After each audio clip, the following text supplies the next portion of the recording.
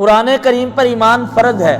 جو بندہ قرآن کریم میں شک کرتا ہے کہ یہ اللہ کی طرف سے منزل نہیں ہے یا اس کا کچھ حصہ اللہ کی طرف سے نازل شدہ نہیں ہے یا اس کا کچھ حصہ غائب ہے، اس کا ایمان نہیں ہے، اس کا اسلام مکمل نہیں ہے۔ ذالک الکتاب لا ریب فیہ ھدی للمتقین وقال النبی صلی اللہ علیہ وسلم ترکت فیکم شیئین لن تضلوا بعد ما تمسکتم بہما کتاب اللہ و سنت رسول۔ پچھلے سبق دے اندر دسیا گیا سی کہ کسی بھی عمل دی قبولیت واسطے 4 شرائط دا ہونا لازم ہے۔ اگر انہاں اندروں ایک چیز نہیں ہے تے عمل چاہے جتنا بھی بڑا ہوئے اللہ دے دربار دے اندر او دی کوڈی جتنی قیمت نہیں۔ پہلا نمبر عقیدہ توحید ہے۔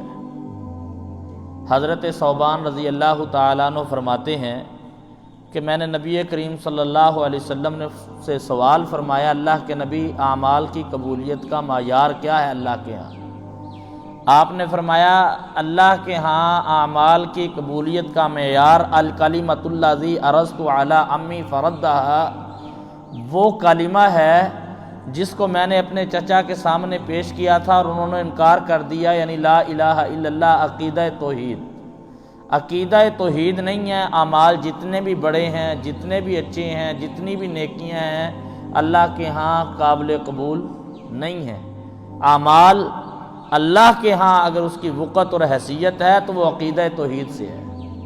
نمبر 2، عقیدہ توحید کے بعد اعمال میں اخلاص کا ہونا لازم ہے کہ وہ صرف اللہ کی رضا کے لیے عمل کیا گیا ہو، اس میں دکھلاوا، نمود و نمائش یہ نہ ہو۔ نمبر 3، اعمال کی قبولیت کی شرطوں میں سے ایک شرط حلال کمائی کا ہونا ہے۔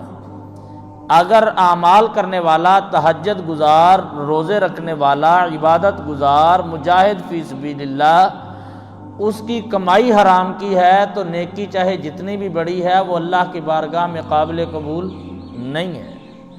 نمبر 4، جو نیکی کی جا رہی ہے وہ نیکی اللہ کی طرف سے دیے گئے معیار کے عین مطابق ہو، اللہ کے طرف سے دیا گیا پیرامیٹر اس کے مطابق اور موافق ہو۔ اگر اللہ کی طرف سے دیا گیا پیرامیٹر وہ نیکی میری اور آپ کی ہوئی اس کے مطابق اور موافق نہیں ہے تو نیکی جتنی بھی بڑی ہے اللہ کے دربار میں قابل قبول نہیں ہے۔ اللہ تبارک و تعالی نے واضح لفظوں میں فرمایا، یا ایھا الذین آمنوا اطیعوا اللہ واطیعوا الرسول ولا تبطلوا اعمالکم۔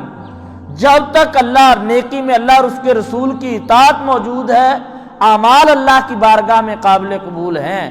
جب آپ سنت اور حدیث سے ہٹ جائیں گے، جب اس پیرامیٹر اور معیار سے ہٹ جائیں گے تو نیکی چاہے جتنی بھی بڑی ہے اللہ کے دربار میں وہ قابل قبول نہیں ہے۔ تو آج معیار ہے کیا ہے نیکی کا؟ کس چیز کو ہم نے دیکھنا ہے؟ سب سے پہلا اللہ کا معیار ہے عبادات، عقائد میں اللہ کا قرآن کسے کہتے ہیں؟ ہوا کتاب اللہ انزلہ بجبریل علی نبیہ۔ قرآن کی ڈیفینیشن اللہ تبارک و تعالیٰ کا وہ کلام ہے جو اللہ تبارک و تعالیٰ نے حضرت جبریل علیہ السلام کے ذریعے سے رسول رحمت علیہ السلام پر نازل فرمایا۔ یہ ہے پہلا معیار، اس پر ایمان لے کے آنا فرض ہے، اس میں کسی قسم کا شک و شبہ وہ نہیں ہے۔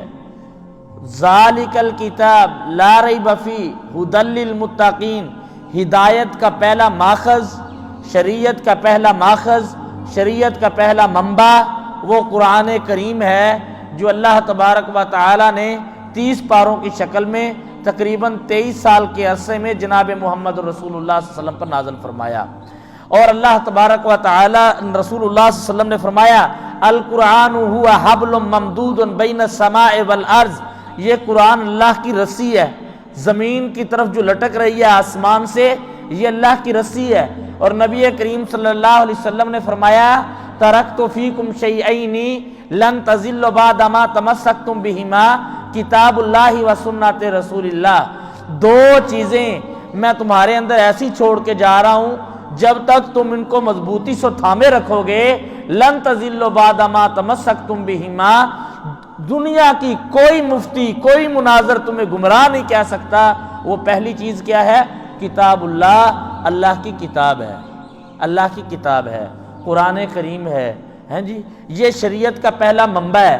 قرآن کریم سے مسائل کو دیکھا جائے گا، عبادت کا معیار قرآن کریم سے دیکھا جائے گا، عقیدہ قرآن کریم سے دیکھا جائے گا، معاملات وہ قرآن کریم سے دیکھے جائیں گے۔ رسول اللہ صلی اللہ علیہ وسلم کے پاس جب صحابہ آتے فرماتے، یا کوئی لوگ ویسے آتے فرماتے فَقْضِ بَيْنَنَا بِكِتَابِ اللَّهِ، ہمارے درمیان جو فیصلہ کریں وہ اللہ کی کتاب کے ذریعے سے کریں، ہیں جی۔ یہ پہلا ماخذ ہے شریعت کا کہ عبادت کے معیار کے لیے، عبادت کو دیکھنے کے لیے سب سے پہلے قرآن دیکھا جائے گا۔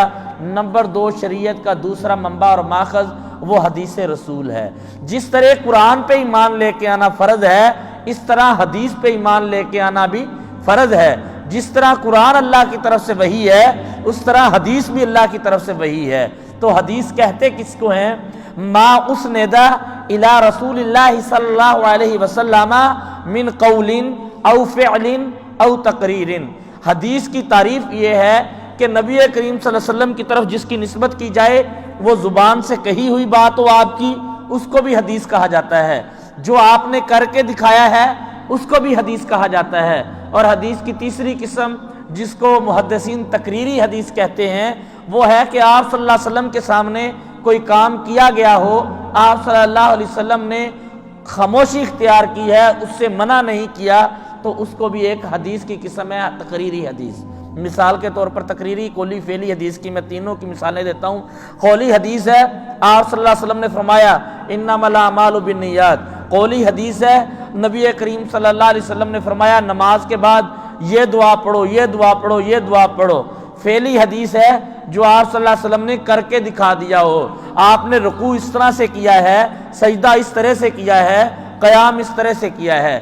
تقریری حدیث ہے، نبی کریم صلی اللہ علیہ وسلم نماز فجر کا آپ نے سلام پھیرا، ایک صحابی رسول کھڑے ہوئے سنتیں ادا کرنے لگ گئے، تو آپ صلی اللہ علیہ وسلم نے فرمایا اے میرے صحابی صلاۃ الفجر رکعتین، فجر کے فرض تو 2 رکعت تھی، فجر کے فرضوں کے بعد آپ نے کیا ادا کیا ہے؟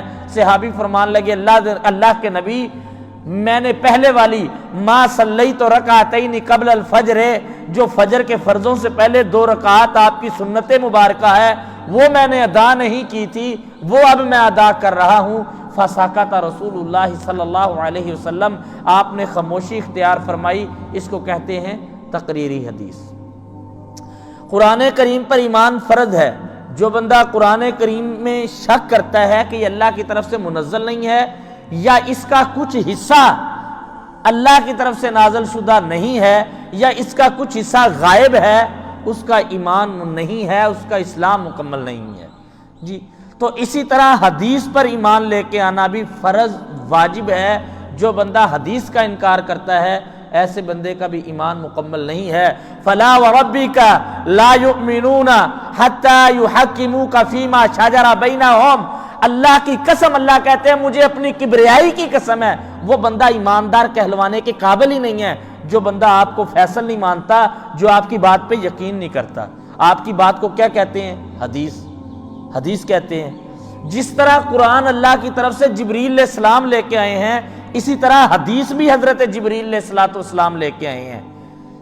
حدیث بھی حضرت جبریل علیہ السلام لے کے آئے ہیں۔ فرق صرف اتنا ہے، قرآن کا الفاظ بھی اللہ کی طرف سے ہیں، اس کا معنی و مفہوم بھی اللہ کا ہے۔ حدیث یہ ہے کہ اس کا معنی و مفہوم اللہ کی طرف سے ہے، الفاظ رسول اللہ صلی اللہ علیہ وسلم کی ذات کے ہیں۔ قرآن کریم سے ایک دلیل کہ حدیث اللہ کی طرف سے نازل شدہ ہے۔ اللہ تبارک و تعالی نے فرمایا وَمَا يَنطِقُ عَنِ الْهَوَىٰ إِنْ هُوَ إِلَّا وَحْيٌ يُوحَىٰ، رسول اللہ صلی اللہ علیہ وسلم اپنی طرف سے بولتے ہی نہیں ہیں، یہ اس وقت بولتے ہیں جب اللہ کی طرف سے وحی ہوتی ہے۔ دوسری دلیل اس کی صحیح بخاری کتاب المساجد میں ہے، نبی کریم صلی اللہ علیہ وسلم سے سوال کیا گیا اللہ کے نبی ای البکاء علی الارض خیر و ای البکاء علی الارض شر عند اللہ، اللہ کے نبی بتائیے اس روئے زمین پہ اللہ کو سب سے زیادہ پسندیدہ جگہ کون سی ہے اور سب سے ناپسندیدہ جگہ کون سی ہے؟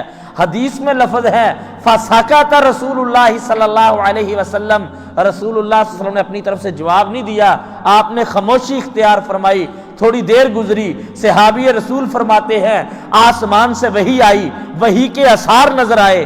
جب نبی کریم صلی اللہ علیہ وسلم پر وحی نازل ہوتی، صحابہ کرام کو علم ہو جاتا کہ اب وحی آئی ہے۔ اگر آپ سواری پہ ہوتے تو سواری بیٹھ جاتی، آپ پسینے سے شرابور ہو جاتے، سخت سردیوں کے موسم میں بھی آپ کو پسینہ آ جاتا۔ یہ وہی کوئی معمولی چیز نہیں ہے۔ ہم نے قرآن کریم کو معمولی لیا ہے، ہم نے حدیث کو یہ کہہ کے چھوڑ دیا ہے کہ حدیث ہی ہے، کیڑا کوئی فرض ہے، یہ حدیث ہے، کیڑا کوئی قرآن دی آیت ہے، یہ کوئی معمولی چیز نہیں ہے۔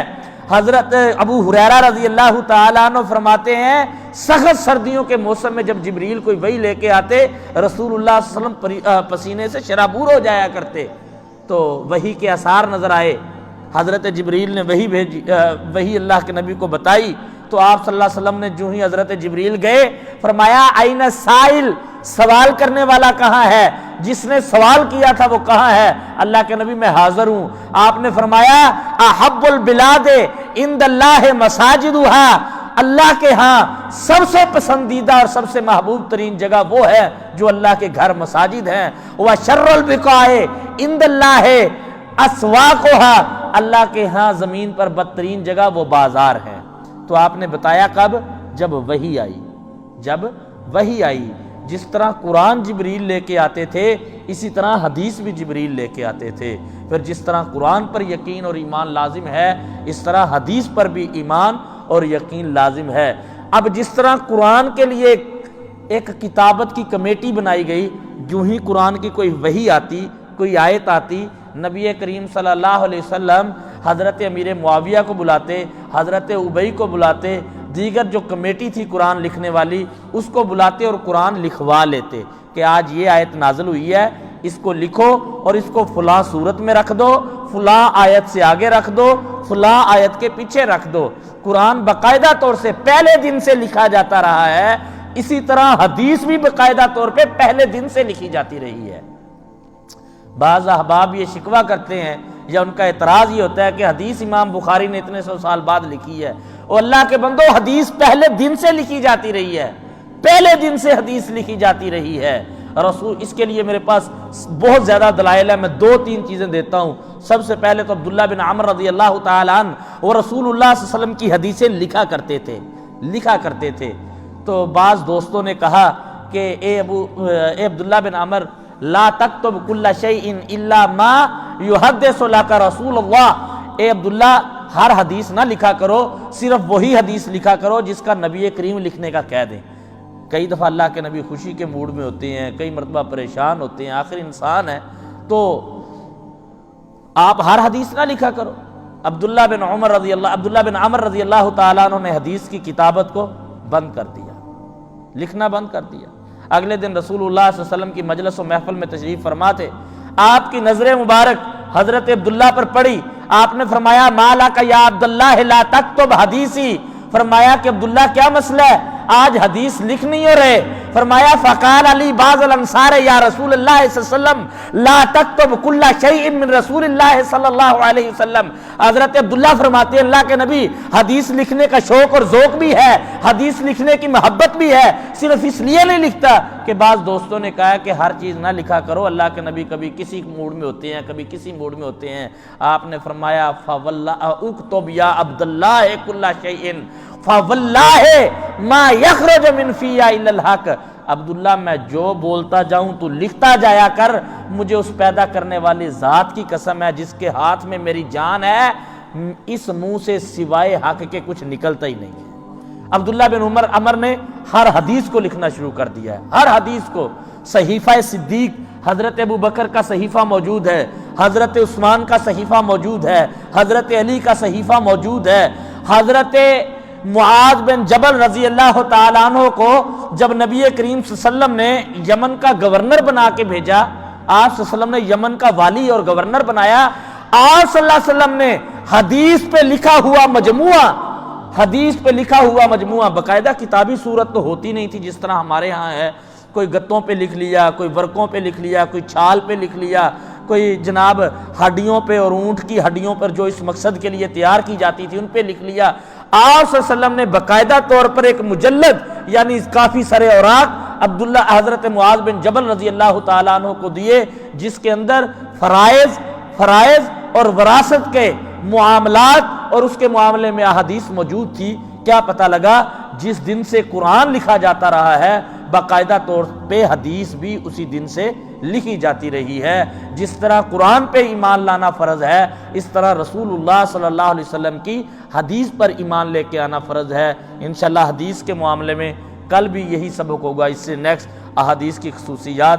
اللہ سے دعا ہے اللہ تبارک و تعالی ایمان والی زندگی اور ایمان کی حالت میں موت عطا فرمائے، آمین وما علیہ السلام علیکم۔